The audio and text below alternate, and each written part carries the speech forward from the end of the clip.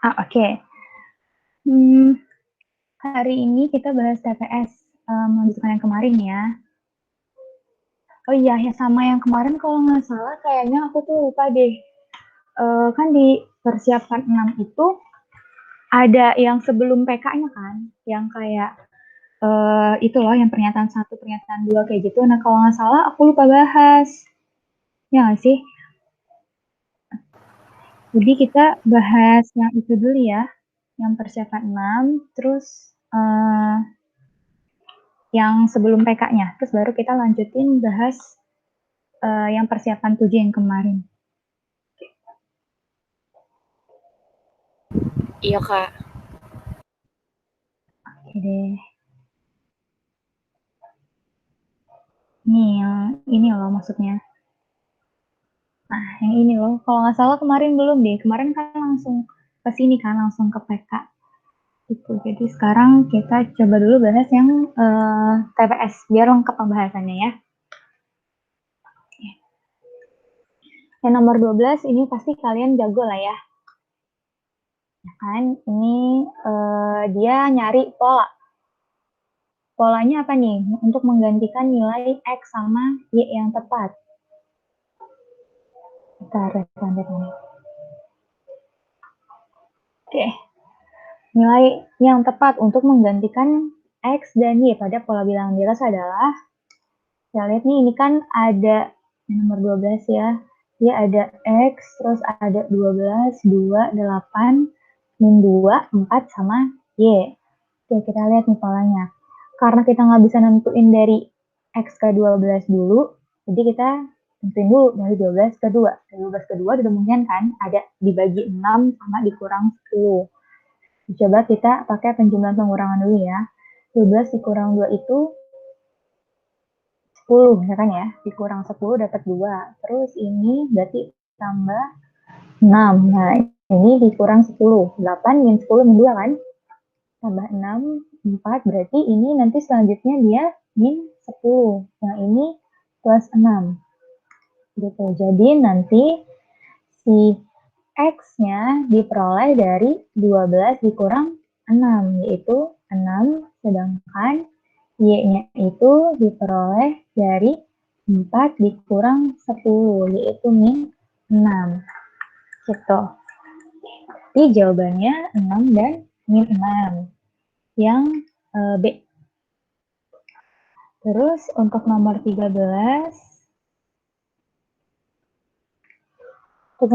nilai yang tepat untuk mengganti A pada pola bilangan berikut. Nih, ini kelihatan jelas ya, cukup jelas ya. Ini soalnya tuh, kalau kalian lihat yang kotak nih, yang persegi panjang yang kotak, 0 sama 15 kalau dijumlahkan dapat 15, ya nggak sih? Nah, sedangkan yang ini yang belah ketupat nih, kalau kita jumlah juga dapat 15. Yang sebelahnya juga sama, 3 tambah 7, 10. 10 tambah 0, 10. Berarti yang kotak harus sama yang belah ketupat kan? Jadi yang persegi panjang itu penjumlahannya harus sama yang belah ketupat. Berarti dengan kata lain, untuk nomor 13 itu, si A tambah 8 atau yang kotak itu sama aja yang kayak belah ketupat. Yang ini, gitu. Nah, kita disuruh nyari nilai A-nya kan, berarti A sama dengan 19 dikurang 8. A-nya 11. Berarti jawabannya. Gitu. Mudah ya, berarti nggak ada pertanyaan. Nah, nomor 14 nih kemarin, uh, aku udah nyoba di kelas satunya lagi, ini kita nggak ada jawabannya, soalnya kayak gini, ini kan pertanyaannya, lupa copy pertanyaan. Nah, pertanyaannya kalau nggak salah kita disuruh memprediksi penjualan di pabrik A, B, dan C di bulan Agustus. Ini kan Maret, April, Mei, Juni, Juli. Nah, saya disuruh prediksi di bulan Agustus nih, gitu. Nah, sedangkan untuk memprediksi kita harus tahu kan apakah nanti di bulan Agustus dia itu mengalami kenaikan atau penurunan. Gitu. Tahunya dari mana? Dari ya pola penjualan tiap bulannya. Gitu. Dari 30 ke 40 dia berapa. Terus ini kan 10 ya. Ini berarti juga plus 5. Plus 5. Nah, masalahnya itu polanya selalu berubah. Di akhir nih, ini kan jadinya min 10. Ini juga nih, ini plus 5, plus 0, ini plus 5 gitu kan. Sedangkan ini berubah lagi dia. Jadi plus 10. Gitu. Jadi untuk di bulan Agustus nanti di sini kita nggak tahu apakah dia mengalami kenaikan atau penurunan. Kenaikan bisa plus berapa gitu, atau penurunan yang berapa gitu ya. Gitu, karena polanya nggak tetap. Nih, plus 10, plus 5, tiba-tiba minus 10. Nah, ini kan jadi nggak yakin kan dia berapa gitu. Terus kalau misalnya kita ngelihat akumulasi penjumlahan pada bulan Maret, pabrik A, B, sama C, misalnya ini jadinya 125 kan, ke bawah nih di jumlah 30 tambah 30, 60 tambah 9, 60 tambah 35. Berarti, maaf, ini 95, bener gak nih? 3 kali 3, 9 kan? Nah, terus abis itu ini 80, berarti ini 115. Ini nggak 80 tambah 3, 110 kan tambah 5. Terus ini itu dia 90, berarti 125. 50, 90, 125. Ini 90, 120 tuh. Kayak dari 95 ke 115, oke, naik. Terus ini juga kan oke, naik. Nah, ini juga 125 ke 125 konsisten kan dia. Terus dia mengalami penurunan. Oke lah, misalnya kita memprediksi penjumlahannya nanti di sini mengalami penurunan. Karena kan naik, terus tetap terus turun gitu kan. Berarti ada kemungkinan di sini turun nih di bulan Agustus penjumlahannya. Cuman nggak tahu si A berapa, B berapa, C berapa gitu. Ya kan, kalian buka bukunya kan? Nah, di bukunya itu optionnya itu kan ada yang total produksi di pabrik ABC akan meningkat lagi gitu kan. Terus ada total produksi akan sama di bulan April gitu-gitu ya. Nah, kan berarti kan harus tahu produksi pabrik A di bulan Agustus berapa, pabrik B berapa, C berapa gitu. Ya kan? Sedangkan soal kita aja udah tahu nih dia mengalami kenaikan atau penurunan setelahnya gitu. Jadi makanya kemarin di sini aku skip nomor 14 gitu. Ya, jadi kalau misalnya nggak ada pola yang kayak gini, kalian bisa skip aja dulu soalnya gitu. Nanti pas ada waktu lagi baru deh mikir nih, ini apa gitu.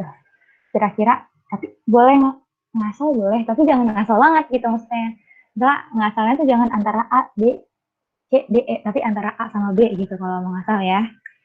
Oke, jadi nomor 14 kita skip ya. Nomor 15, berarti sekarang lanjut nomor 15. Nah, nomor 15, di antara pernyataan berikut manakah yang menunjukkan kesalahan? Oke, kita disuruh nyari kesalahan. Ini ya, kesalahan. Di highlight soalnya kenapa? Karena optionnya tuh dia ada kata-kata benar, jadi takut rancu gitu. Kita kan nyari kesalahan, gitu ya, bukan cari yang benar. Walaupun di optionnya dia bilang benar ya. Nah, di sini itu dia ada dua grafik, ada yang biru sama yang merah. Di sini kasih keterangan, jadi grafiknya itu ada fx min x plus 1 sama gx, 2 pangkat x min 1. Gitu, berarti kan di sini ada pilihan-pilihan kan. Yang pertama, fx memotong sumbu y, terus ini ada fx plus gx. Berarti kan kita harus tahu dulu yang mana si fx, yang mana si gx. Kira-kira si fx yang biru atau yang merah. GX yang biru atau yang merah ya, gitu kan ya. Nah, ini kita zoom. Oke, jadi untuk tahu mana si fx, mana si gx, kayak gini.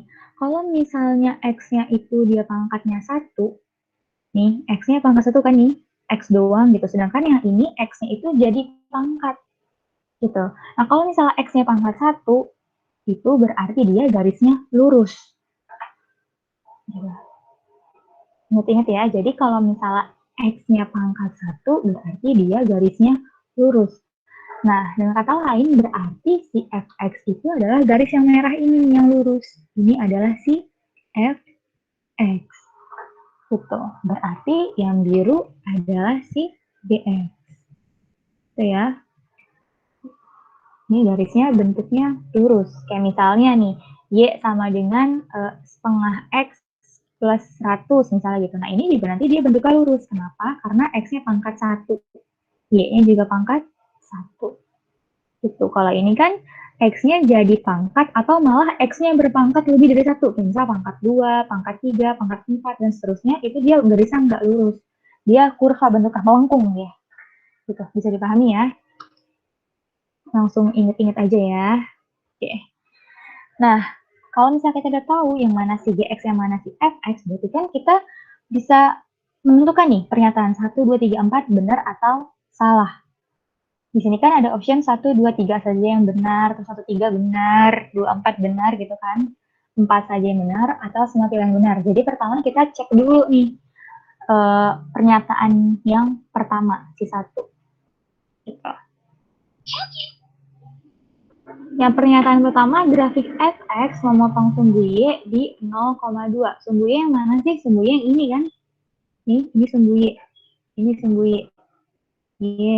Yang ini sumbu x. Dia bilang grafiknya memotong di 0,2. Si fx berarti si merah. Apakah si merah memotong sumbu y di 0,2? Gitu. Jawabannya enggak kan? 0,2 itu di sini. Nih, ini adalah 0,2.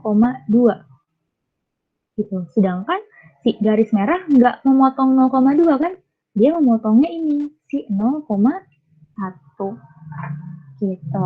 Berarti pernyataan yang pertama salah. Gitu. Ingat, kita disuruh mencari kesalahan. Berarti nanti ini akan kita pilih nih. Gitu ya, pernyataan yang pertama. Nah, setelah itu kita ceknya, ini kan pilihan 1, 2, 3 benar gitu. 1, 3 benar. 2, 4 benar, 4 benar. Nah, kalau pernyataan 1 akan kita pilih, berarti kita cari pernyataan lain yang sekiranya nggak kita pilih gitu. Itu pernyataan yang keempat. Karena kalau misalnya pernyataan 4 nggak kita pilih, pernyataan 4 benar nih. Pernyataan 4 benar ya. Berarti kan nggak kita pilih. Karena kan kita milihnya yang salah-salah aja kan. Kalau pernyataan 4 benar, berarti kan pilihan jawabannya tinggal A, kalau enggak B. Kenapa? Karena 1 benar. Gitu. Ya kan? Jadi sekarang kita cek dulu yang 4. Kalau 4 benar berarti tinggal kita cek si 2 gitu. Nah, 4 grafik GX melalui 0,0. Oke, apakah si biru melalui 0,0? Jawabannya iya. Di sini itu ada titik 0,0 kan, dan si biru melalui ini, titik 0,0. Berarti pernyataan yang 4 benar. Oke, berarti jangan pilih yang ini, jangan ya. Jangan pakai jangan pilih yang ini, sama yang ada 4 ya, jangan pokoknya. Ini sama ini, gitu loh maksudnya. Jadi kan antara A sama B nih pilihan kita. Nah, untuk tahu yang mana jawabannya, kita tinggal cek yang pernyataan yang 2. Ya, kalau pernyataan 2 benar, ya kita jangan pilih yang ini, gitu. Kita lihat ya, pernyataan 2, grafik fx ada di atas gx. Berarti fx merah ada di atas biru. Untuk x lebih kecil dari 1. Nah, x lebih kecil dari 1 itu, ini kan 1. X ya, X-nya 1. Kalau lebih kecil berarti ke sini kan, biru deh. Ke arah sini nih. Sini terus aja gitu kan ya. Ini adalah daerah X lebih kecil dari 1. Nah, pertanyaan tadi, apakah Fx ada di atas Gx? Di daerah ini, sepanjang daerah ini nih. Sepanjang daerah ini. Gitu. Kita lihat nih, sepanjang daerah ini, bener nggak nih Fx ada di atas Gx? Nih, ini si Fx. Di atas kan, di atasnya Gx ya. Nah, Fx emang sih ada di atas Gx, benar sih, gitu kan ya. Untuk X lebih kecil dari 1. Karena dari sini ke sini itu juga X lebih kecil dari 1 kan. Cuma kalau kita perhatiin lagi nih, barusan aku bikin garis di sini. Daerah yang sebelah sini kan juga X lebih kecil dari 1, iya nggak? Ini kan pasti 0,0,an kan? 0,0,an kan lebih kecil dari 1. Ya kan? Nah, di daerah sebelah sini, kalau kita lihat si fx malah di bawahnya si gx, ya kan? Si fx ada di bawahnya gx. Makanya sebenarnya pernyataan 2 itu nggak terlalu tepat. Kalau misalnya dia bilang fx ada di atas gx untuk x lebih kecil dari 1, itu nggak begitu tepat. Gitu. Kecuali misalnya pura-pura nih, pura-pura di sini ada angka sepertiga misalnya. Di sini nih. Ya, di titik ini tuh sepertiga. Nah, kalau misalnya dia bilang x lebih kecil dari sepertiga, baru benar. Si fx ada di atas gx. Gitu. Tapi kan ini enggak ya. Bukan. Tadi kan cuma pura-pura. Oke. Jadi, kesimpulannya, pernyataan 2 itu salah. Pernyataan 2 salah nih. Kan otomatis pernyataan 3 juga salah dong. Karena nggak ada pilihan untuk 1 dan 2. Adanya 1, 2, dan 3. Karena itu jawaban kita adalah yang A. So, kita disuruh nyari kesalahan. Bisa dipahami nggak nih? Bisa, Kak. Oke. Kalau gitu berarti saya yang TPS yang Persiapkan 6 itu udah lengkap. Belum ya? Tinggal si Randy ya? Oke. Satu lagi nih, yang ini. Si Randy mengambil sebutir kelereng dari sebuah tas. Itu kan, kelerengnya itu ada merah, biru, sama hijau. Jika terdapat 20 kurang kelereng di tas tersebut, apakah peluang ia mengambil kelereng merah lebih dari 1/4? Putuskan apakah pernyataan 1 dan 2 cukup untuk menjawab pertanyaan. Oke.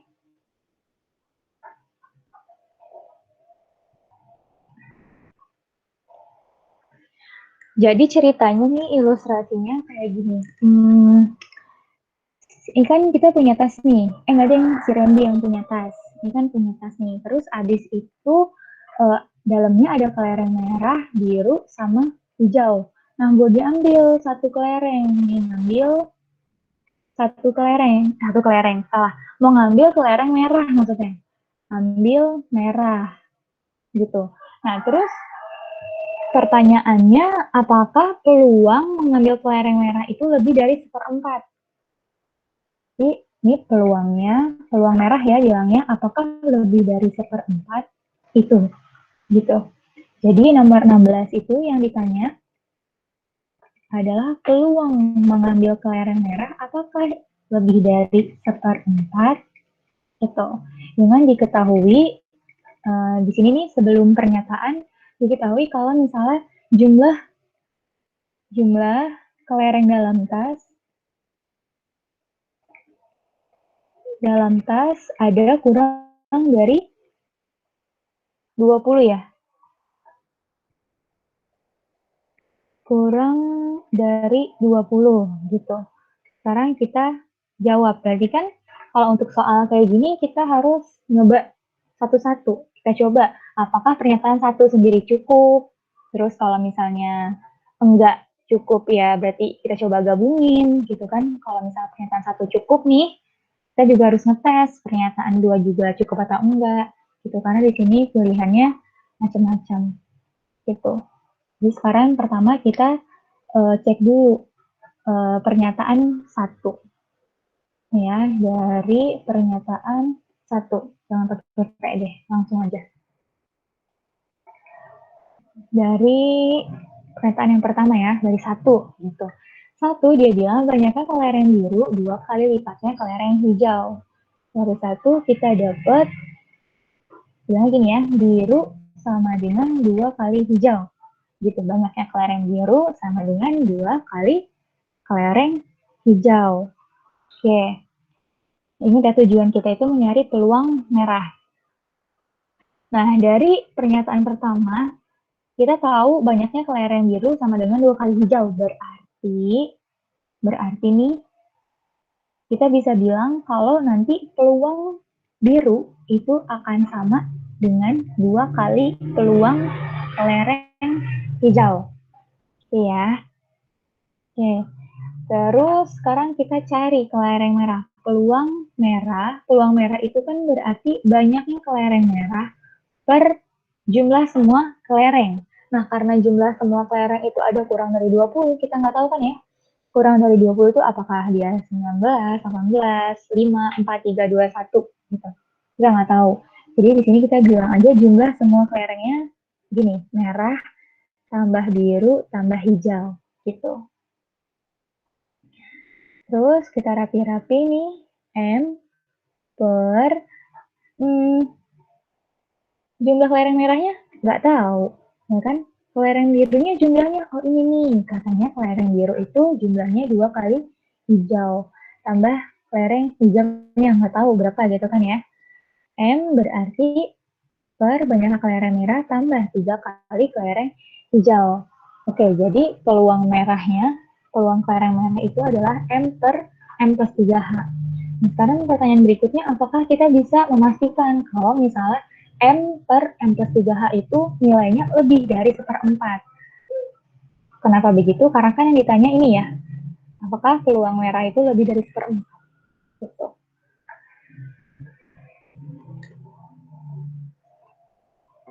Kita nggak tahu ya, kita nggak bisa nentuin apakah M per M plus 3H itu nilainya lebih dari 1/4. Karena kan ini huruf gitu ya. Iya sih, terus cuma tahu M plus 3H kurang dari 20 aja. Kita nggak tahu kelereng merahnya berapa. Gitu. Jadi di sini nih kita bikin kesimpulannya kalau pernyataan satu tidak cukup untuk menjawab pertanyaan.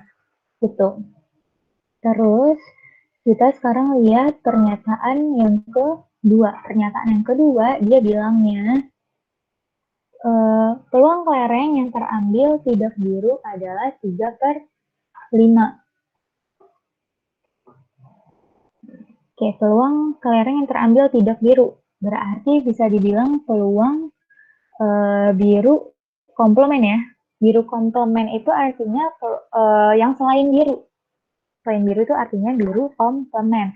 Atau kalau misalnya tadi kita lihat ilustrasi yang kita bikin, ini kan dalam tas ada merah, biru, sama hijau. Kalau misalnya peluang bukan biru, yang selain biru, berarti peluang merah sama hijau kan? Ya sih, iya. Ya kan ya, peluang merah sama hijau dong, berarti kalau yang selain biru. Jadi ini kita bisa tulis gini, peluang merah gabungan hijau. Gitu. Bukan irisan ya, kalau irisan kan berarti kan beririsan, sedangkan ini enggak. Ini gabung. Jadi sama dengan 3/5. Gitu. Oke, nah dari sini berarti kita bisa dapat peluang birunya aja. Gitu, peluang kelereng birunya aja. Peluang biru itu bisa didapat dari nilai maksimal peluang yaitu 1 dikurang sama peluang selain biru. Ya kan ya, nih untuk mendapatkan peluang biru ya berarti kan nilai maksimum peluang yaitu 1 dikurang sama peluangnya merah, peluangnya hijau kan, artinya peluang selain biru. Makanya ini rumusnya begini. Gitu. Peluang biru sama dengan 1 min peluang biru komplement. Peluang biru sama dengan 1 min peluang biru komplemennya 3/5. Jadi peluang biru sama dengan 2/5. Gitu. Ya, ini rumusnya.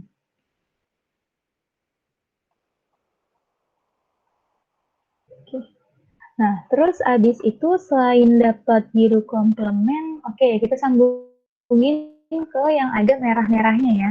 Nih, kita kan di sini juga punya peluang merah gabungan hijau kan. Peluang merah gabungan hijau itu rumusnya PM kalau dibuka ya, PM tambah PH min PM irisan H. Gitu. Jadi kalau rumus gabungan dibuka kayak gini. PM kita nggak tahu, PM gabungan H 3/5, ini nggak tahu, yang ditanyakan. Terus PH, adanya PB ya?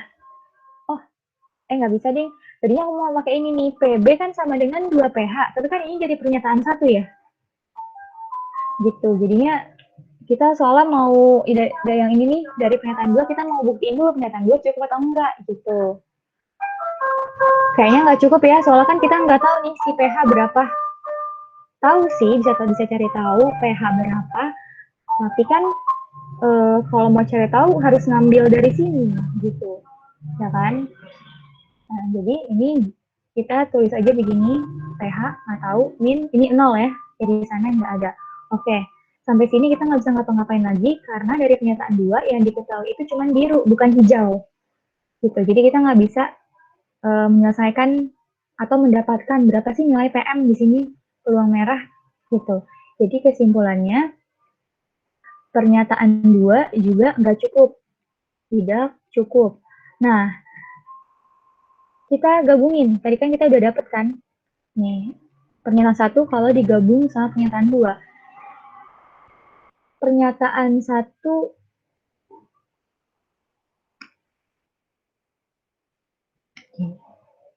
pernyataan 1 kalau digabung sama pernyataan 2. Oke, sekarang dari pernyataan 2, satu dulu deh. Kita dapat diperoleh ini kan, tadi si PB itu sama dengan 2 kali peluang hijau. Nah, berarti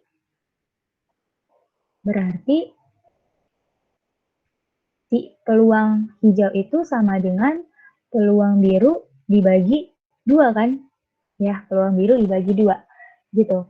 Nah, terus habis itu dari pernyataan 2 kita dapat kalau misalnya PM gabungan H, ini aku kopas dulu ya.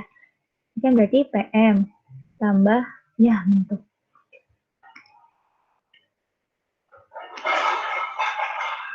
ini PB bagi 2, oke.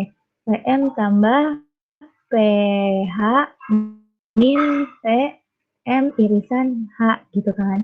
Jadi dapat ini 3/5 sama dengan ini yang ditanya. PH-nya udah dapat sekarang, PB bagi 2 gitu. PB bagi 2 min 0, tadi kan ya di sana nggak ada. Nah, terus abis itu kita 3/5 sama dengan PM, berapa sih tadi PB-nya? PB-nya itu kan tadi dari pernyataan 2 juga ya, 2/5. Ya kan? Ini 2/5 dibagi 2. Gitu. 2/5 dibagi 2, 1/5 kan ya? Jadi nanti PM-nya itu sama dengan 3/5 dikurang sama 1/5. Yaitu 2/5. Gitu. Oke, kita udah dapat nih PM-nya sama dengan 2/5. Pertanyaan berikutnya adalah apakah si 2/5 itu lebih dari 1/4 gitu. Karena kan tadi kita maunya pertanyaan ini kan peluang merah apakah dia lebih dari 1/4? Nah, peluang merah kita 2/5. Berarti apakah 2/5 ini lebih dari 1/4? Gitu. 2/5 itu 0,4 ya. Sedangkan 1/4 0,25. 0,4 itu maksudnya 0,40. 40 lebih gede kan daripada 25. Jadi jawabannya iya. Gitu. Artinya berarti pernyataan 1 kalau digabung sama pernyataan 2 cukup untuk menjawab pertanyaan. Kalau sendiri-sendiri dia nggak cukup. Itu kan ya, pernyataan 1 sendiri nggak cukup, 2 sendiri nggak cukup. Tapi kalau digabung cukup. Berarti yang C, 2 pernyataan sama-sama cukup. Nih, tapi satu pernyataan nggak cukup.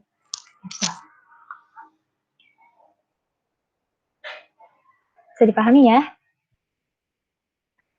Oke, terus kemarin, untung Jenny udah aku copy. Kemarin kalau nggak salah, kita, aku belum selesai nih nyari yang nomor 16 di prediksi 7 nih. Yang aku bilang nanti deh, next meeting gitu kan. Nah, sekarang berarti ya, kalian aja, kan nilai titik P terletak pada kurva ini. Jadi yang dikasih tahu nomor 16 itu dikasih tahu kalau misalnya P pada Y sama dengan X kuadrat plus 2X. Terus habis itu Q dan R ada pada garis Y sama dengan X plus 6. Terus jika titik PQR berbeda dan PQ ada pada PQ pada Y sama dengan 3. Yang ditanya adalah koordinat R gitu. Jadi R itu berapa koma berapa? Gitu pertanyaannya. R itu berapa koma berapa? Jawab dari pernyataan yang pertama nih, dari pernyataan 1 kan dia bilang garis PR tegak lurus sama PR dia tegak lurus sama QR gitu ya. Berarti kalau misalnya ngomongin tegak lurus nih kita bisa menggunakan gradien gitu. Jadi nanti si gradien PR itu akan sama dengan min 1 per gradien QR. Dapat dari mana sih min 1 per ini loh. Dulu kan kalau misalnya ada yang gradien tegak lurus M1 dikali M2 sama dengan min 1 gitu kan. Nah, kita juga sama. Jadinya MPR dikali MQR sama dengan min 1. Berarti MPR sama dengan min 1 per MQR gitu. Sama aja ya. Nah, untuk gradiennya, gradien MPR. PR. Bentar. Gradien, kita cuma punya titik ya. Oke, kita sketsa dulu deh kayak gini. Kan kemarin kita udah punya gambarnya ya. Gambarnya kan dia kayak gini. Jadi ini adalah garis Y sama dengan X plus 6. Sedangkan yang melengkung ini yang hijau adalah adalah kurva Y sama dengan X kuadrat plus 2X. Nah, dia bilang P terletak pada kurva, gitu kan. Terus abis itu PQ pada garis Y sama dengan 3. Sebenarnya kuncinya itu di kata-kata PQ pada garis Y sama dengan 3. Ini adalah garis sama dengan 3 nih yang lurus. Y sama dengan 3 itu lurus. PQ berarti kan di sini kan ya. Tuh, ini P, ini Q. Jadi kita bisa gambar untuk yang nomor 16, gambarnya di sini deh. Ya. Ini misalnya ada si Q, P, gitu kan tadi ya. Q, terus katanya dia itu tegak lurus. Tegak lurus. Ya kan nih, PR tegak lurus QR. PR tegak lurus sama QR. Gitu. Nah, terus jangan lupa kalau misalnya dia itu P sama Q ada di garis Y sama dengan 3. Yang artinya berarti ntar koordinat P-nya titik-titik, koma 3, ya 3 gitu. Terus yang ini juga dia titik-titik, koma 3 gitu. Kenapa koma 3? Karena sini ya. Karena ada di garis Y sama dengan 3 gitu. Terus untuk R-nya karena kita belum tahu koordinatnya berapa, makanya kita tulis aja koordinatnya dia X, Y gitu kan. Nah, Y-nya itu kita jangan tulis Y, tapi karena R itu ada pada garis Y sama dengan X plus 6, kita tulisnya Y-nya itu X plus 6. Gitu. Jadi nanti koordinat R-nya itu X, X plus 6. Sama aja kan? X, Y. Gitu. Di sini juga kasih tanda deh. Kenapa X plus 6? Karena R ada di Y sama dengan X plus 6. Gitu ya. Oke, terus sekarang kita cari deh gradien yang pakai rumus gradien yang kelas 8 kalau nggak salah. Rumus gradiennya gradien yang melalui 2 titik ya. 2 titik. Misalnya si titiknya X1, Y1 dan X2 Y2. Maka nanti gradiennya itu sama dengan Y2 min Y1 per X2 min X1. Gitu. Nah, sekarang kita mau cari gradiennya PR, kan? MPR, gradien PR. Ini loh PR-nya.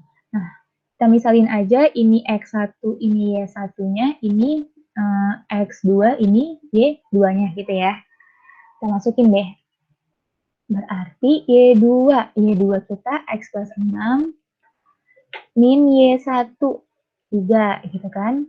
Per X2 yaitu si X min X1. X1-nya belum tahu ya. Bisa cari tahu dengan cara kita substitusi si 3-nya ke kemana nih? Ke P ada di mana? P ada di garis Y sama dengan ini kan? Nggak usah di mana lagi nih. Berantakan, mohon maaf ya. Ini aku tulisnya di bawahnya nih. Jadi si X itu bisa diperoleh dengan cara substitusi Y sama dengan 3 ke kurva. Kenapa? Karena P itu ada pada ini, gitu. Jadinya substitusinya ke sini, jangan ke garis. Ya, jadinya nanti 3 sama dengan X kuadrat plus 2X. Atau X kuadrat plus 2X min 3 sama dengan 0. Nanti dapat X-nya berarti plus 3 sama X min 1. X sama dengan min 3 atau X sama dengan 1. Karena dia ada di sebelah sini kan nih. Maaf. Nah, P itu kan ada di daerah sumber X positif kan, berarti dia 1. Kita pilih yang X-nya sama dengan 1. Ya, kita pilihnya yang ini. Berarti ini di sini dia 1. Terus dengan cara yang sama kita cari dia di sini. Berantakan. Kita substitusi Y sama dengan 3, subs Y sama dengan 3. Nah, sekarang ke garis. Gitu, karena Q itu ada pada Y sama dengan X plus 6 di garis nih. Kan garis lurus kan? Berarti 3 sama dengan X plus 6 atau X-nya itu adalah min 3. Jadi di sini min 3. Oke, berarti sekarang kita bisa lanjutin. Nah, X2 min X1. X1-nya berarti 1 ya. Gitu. Terus ini sama dengan min 1 per, sama nih berarti kan Y2 min Y1 gitu ya. Sini. Y2 kita X plus 6. Oke, sekarang ini QR kan, karena ini QR berarti sekarang X1 sama Y1-nya yang ini dong, si Q-nya Q. Ya, bukan punya T lagi, karena kan mencari gradiennya QR. Jadi Y2-nya si X plus 6 dikurang Y1-nya sekarang 3, terus habis itu per X2 yaitu si X min X1 yaitu min 3. Itu kan ya, kita rapihin ini X plus 3 jadinya per X min 1 sama dengan ini kita balik ya. Jadi min ini X plus 3 di atas, terus ini X plus 3. Ya kan? Jadi dibalik gitu. Oke. X plus 3 sama X plus 3 ya. Udah kita coret aja ya. Ini kan jadinya 1. Ini kan X plus 3 bagi X plus 3 sama aja kayak 6 bagi 6 gitu. 1. Jadi nanti X plus 3 sama dengan min, karena ini 1, kita kali aja ke atas langsung ya. X min 1. Gitu. Ini X plus 3 sama dengan min X plus 1. Atau 2X sama dengan min 2. X-nya sama dengan min 1. Oke, dapat nih X-nya sama dengan min 1. Kita kotakin. Nah, terus abis itu kita bisa dong abis ini nyari Y, ya kan? Cari Y, subs X sama dengan min 1 ke Y sama dengan ini nih. X plus 6. Ini kan ada koordinatnya R. Gitu. Jadi nanti Y sama dengan 5. Oke. Ya. Terus berarti ini sehingga koordinat R itu adalah min 1,5. Jadi kesimpulannya, pernyataan 1 sendiri cukup untuk menjawab pertanyaan. Gitu. Ya.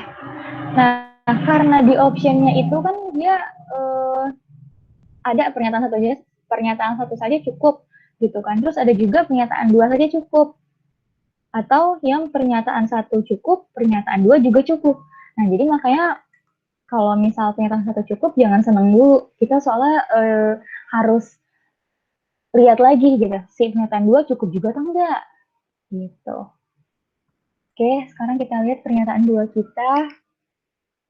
Di sini ya, dari pernyataan yang kedua. Pernyataan kedua dia bilang apa nih?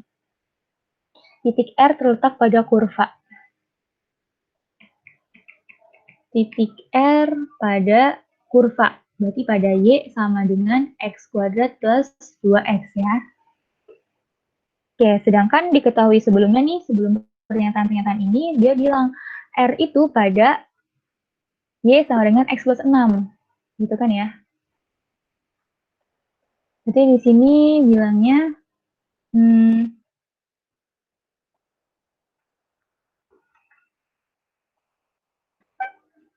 R terletak pada Y, berarti gitu kali ya. Berarti R terletak pada Y sama dengan X kuadrat plus 2X, itu kurva, dan garis Y sama dengan X plus 6. Sehingga kita bisa bikin dia Y sama dengan Y dong. Ya nggak sih? Kan titik R-nya pada si kurva juga, pada si garis juga. Gitu. Misalnya ini tadi kan kurvanya gini, terus garisnya gini. Berarti kan kalau R pada kurva sama pada garis, dia ada di perpotongannya dong. Di sini. Ya nggak sih? Atau di sininya gitu. Ada perpotongannya kan? Nah, untuk mencari perpotongan dua garis, kita bisa bikin dia Y sama dengan Y. Gitu. Nah, Y yang ini adalah Y kurva, yang ini adalah Y garis. Y kurva kita kan X kuadrat plus 2X, sedangkan Y garis kita X plus 6. Berarti X kuadrat plus X min 6 sama dengan 0. Nah, cari nih kita X-nya. X-nya itu berarti plus 3 sama min 2 ya. X-nya min 3, X-nya plus 2. Oke, kita dapat X-nya min 3 atau siapa nih namanya? 2. X sama dengan 2. Terus selanjutnya berarti kita subs X ke terserah nih. Mau ke Y sama dengan X plus 6 atau Y sama dengan X kuadrat plus 2X. Yang gampang aja. Ke kurva atau garis B. Gitu. Kalau aku maunya ke garis ya biar gampang. Untuk X sama dengan min 3 berarti nanti Y-nya sama dengan min 3 plus 6. Pakai garis nih. Berarti dia 3. Nah, untuk X sama dengan 2 berarti nanti dia Y-nya sama dengan 2 plus 6, yaitu 8. Nah, sehingga nanti koordinat di sini ya. Koordinat R, kalau misalnya X-nya min 3, berarti Y-nya 3. Berarti min 3,3 gitu. Untuk yang ini. Koordinat R, satunya lagi, itu 2,8. Berarti pernyataan 2 sendiri juga cukup kan? Pernyataan 2 cukup juga. Itu kenapa kalau misalnya pernyataan 1 cukup, jangan senang dulu. Gitu, siapa tahu pernyataan 2 juga cukup. Gitu. Jadi jawabannya yang tepat optionnya yang mana tuh? A, B, C, D, E ya? Oke, yang D ya. Yang pernyataan 1 cukup dan pernyataan 2 juga cukup. Yang D. Ini optionnya yang D ya. Jawabannya D. Gitu. Oke, bisa dipahami nggak nih?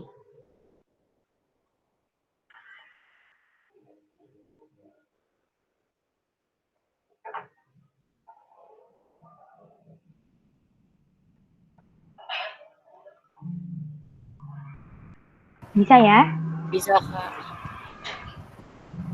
Oke, kalau gitu, nah sekarang baru kita bebas nih. Kita ke soal PK-nya. Kalau nggak salah kemarin kita sampai nomor 69 deh. Jadi sekarang kita lanjutin ke nomor 70 ya. Masih ada waktu nih kita. Nomor 70, sebuah bus menempuh perjalanan dari kota P ke kota Q. Kecepatan rata-ratanya dia 40 km per jam. Terus dia balik lagi dengan kecepatan 60 km per jam. Jarak dari P ke kota Q adalah 120, berapakah kecepatan rata-rata per jam? Untuk seluruh perjalanan, berarti dia PP ya, pulang pergi pulang gitu. Oke. Kecepatan itu rumusnya kalau misalnya ada nih, adanya teman aku dia bilangnya pakai rumus Jokowi Kak gitu. Jokowi itu maksudnya dia jarak, kecepatan, waktu gitu. Jarak, kecepatan, waktu. Ini jarak, kecepatan, waktu. Makanya dia bilang Jokowi Kak, Jokowi gitu. Oke, kalau misal kalian tukang lupa penempatannya di mana gitu, kalian ingat aja satu kecepatan itu kan satuannya kilometer per jam. Di mana kilometer itu kan dia satuan jarak, ini waktu gitu kan ya. Jadi ntar kecepatan itu jarak bagi waktu gitu ya. Oke, nah karena kita disuruh ngitung kecepatan rata-rata per jam untuk seluruh perjalanan nih, berarti kita harus ngitung satu-satu. Perjalanan pergi sama perjalanan pulang. Kita cari dulu waktunya berapa, terus jaraknya berapa untuk pulang sama pergi. Gitu. Nah, sekarang kita cari dulu untuk ininya ya, waktunya. Waktu gitu. Nah, yang pertama kita waktu pergi dulu. Waktu perginya dia untuk mencari waktu ya. Nih, W berarti kan J per K. W itu waktu, J per K. Bukan ya, jaraknya kita pas pergi perjalanan dari kota P nih kan. Pas pergi jaraknya 120 ya tetap ya. Kan jarak dari P ke kota Q 120. Berarti ini 120 km per K. Kecepatannya 40 pas pergi. Berarti waktunya 3 jam. Ya kan ya, satuannya jam. Karena kilometer per jam. Oke, terus abis itu sekarang kita cari pas dia pulang waktunya berapa.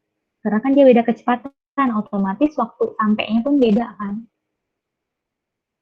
W sama dengan J lagi per K.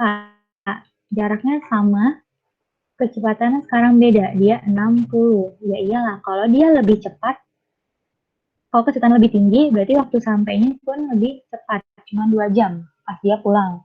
Oke, nah berarti rata-ratanya, di sini nih rata-ratanya itu V, kecepatan ya, kecepatan rata-rata, maaf, kecepatan rata-rata itu V sama dengan K ya, maaf. K sama dengan J per W. J per W. Jarak kita berarti 120 tambah 120 ya, pergi pulang. Per waktunya pergi pulang 3 tambah 2. Berarti 240 bagi 5. 240 bagi 5, 48 kilometer per jam. Gitu. Ini PP. Pergi, pulang. Pergi, pulang. Oke. Jadi jawabannya yang B. Terus. Bisa dipahami ya. Jadi kalau kecepatan rata-rata itu diakumulasi semuanya. Gitu. Kalau misalnya nanti soalnya dia jalannya berhenti-berhenti, misalnya dia mau pergi dari kota P ke kota R, tapi berhenti dulu di Q. Nah, ntar kecepatan rata-ratanya kalian cari dulu dari P ke Q berapa, terus nanti cari lagi Q ke R berapa. Nanti dirata-ratain kayak gini. Gitu. Anggap aja P ke Q itu pergi, Q ke R pulang gitu ya. Oke, kita lanjut nih nomor 71. 71 biaya parkir mobil 1 jam pertama itu 5.000 dan 2.000 setiap 30 menit tambahan. Jika seseorang parkir selama 2,5 jam. Ya udah, ini mah pasti kalian bisa nih. Nomor 71. Ya kan? Berarti kan 2 jam 30 menit kan? Kalau misalnya 2,5 jam, jadi 2 kali 5.000 ditambah sama karena cuma sekali nih 30 menitnya, berarti tambah 2.000, yaitu 12.000. Cepat nih kalau ngitung uang. 2 kali 5.000, 10.000 kan? 10.000 sama 2.000, 12.000. Jadi jawabannya yang, nggak ada jawabannya. Ya udah, jawabannya yang F ya. Bikin nih kita di sini. F. Gitu. Rp 12.000,00. Ini jawaban kita. Oke.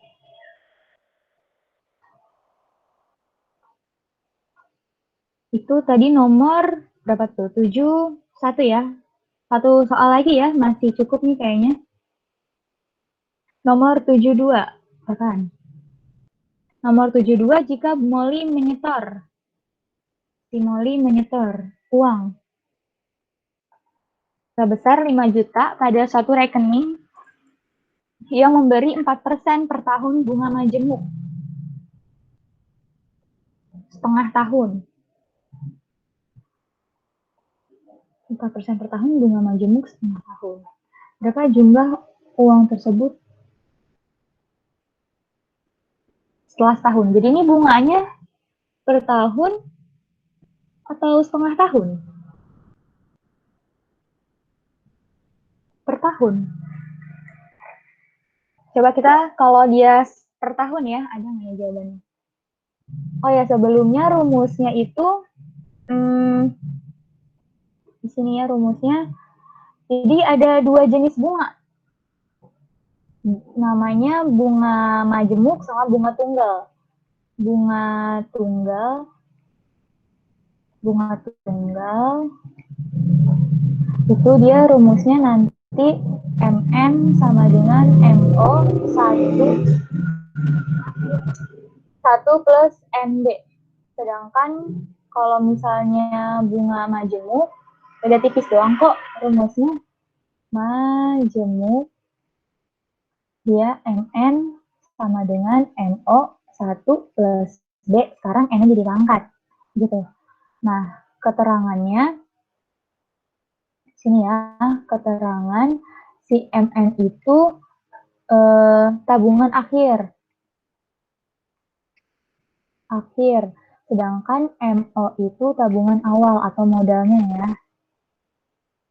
Tabungan awal.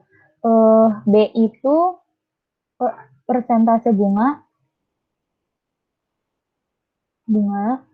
Terus N itu lamanya menabung.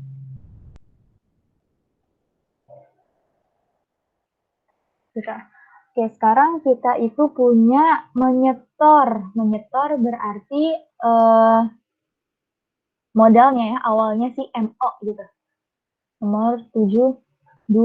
Diketahui dia MO-nya itu adalah 5 juta. Gitu. Terus B-nya berarti kan nih persentase bunganya adalah 4%. Kita bilangnya dia per tahun. Coba ini nggak ada nih. Bunga majemuk ini nggak ada nih setengah tahunnya. Coba ya.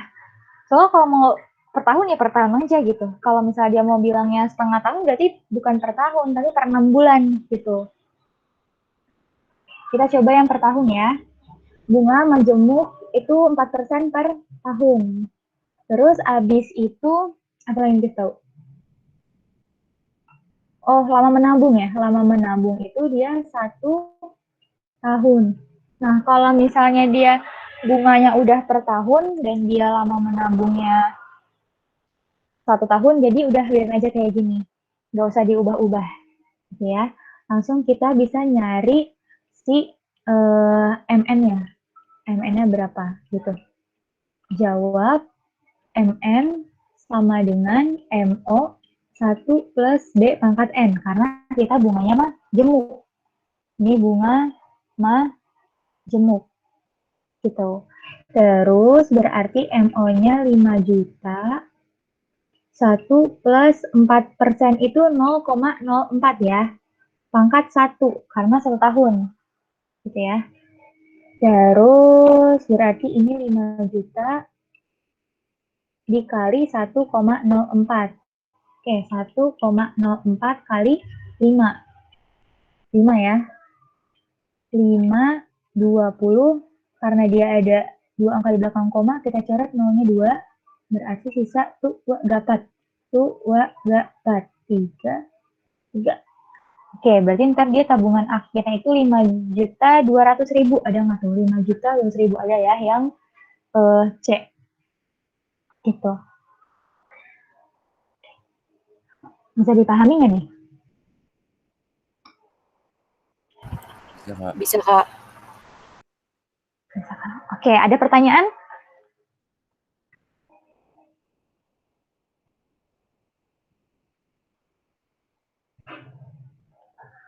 Nggak ada? Oke, aku ngasih tahu nih kalau misalnya nih, dia maunya 4% per 6 bulan. Gitu ya, misalnya bunganya itu dia 4% per 6 bulan atau 1 semester gitu ya. Terus dia menabungnya selama 1 tahun. Nah, 1 tahun kan berarti 2 kali 6 bulan kan? Berarti nanti N-nya itu sama dengan 2 gitu. Maksudnya adalah 2 kali 6 bulan. Gitu. Jadi nanti si MN-nya itu sama dengan 5 juta. Ini 1 plus si ini kan per tahun ya. Per 6 bulan ya kita ya bilangnya. Berarti ini 0,04 pangkat 2. Gitu. Jadi nanti 5 juta terus dikali sama 1,04 pangkat 2. Gitu. 1,4 dulu pangkatin 2 baru dikali 5 juta. Nanti berapa? Gitu ya. Kalau misalnya bunganya dia maunya per 6 bulan. Ini kan soalnya dia ada 2 kan jumlah per tahun, setengah tahun, kita bingung. Nah, untuk yang ini nomor 72 kita jawabnya yang C, pilihnya yang per tahun ya. Oke, udah gitu aja ya. Kalau kalau misalnya dia maunya per 6 bulan. Oke. Oke, karena nggak ada yang mau ditanyain, berarti udah cukup nih ya pertemuan kita sampai nomor 72. Oke, nomor selanjutnya kalian bisa kerjain dulu, coba-coba di rumah. Kalau misalnya masih ada yang nggak ngerti, baru ditanyain, boleh ya. Ya udah, kalau gitu aku tutup pertemuan kita hari ini. Assalamualaikum warahmatullahi wabarakatuh. Selamat sore semuanya. Waalaikumsalam warahmatullahi wabarakatuh. Makasih banyak, Kak. Terima kasih kembali. Makasih, Kak. Terima kasih kembali.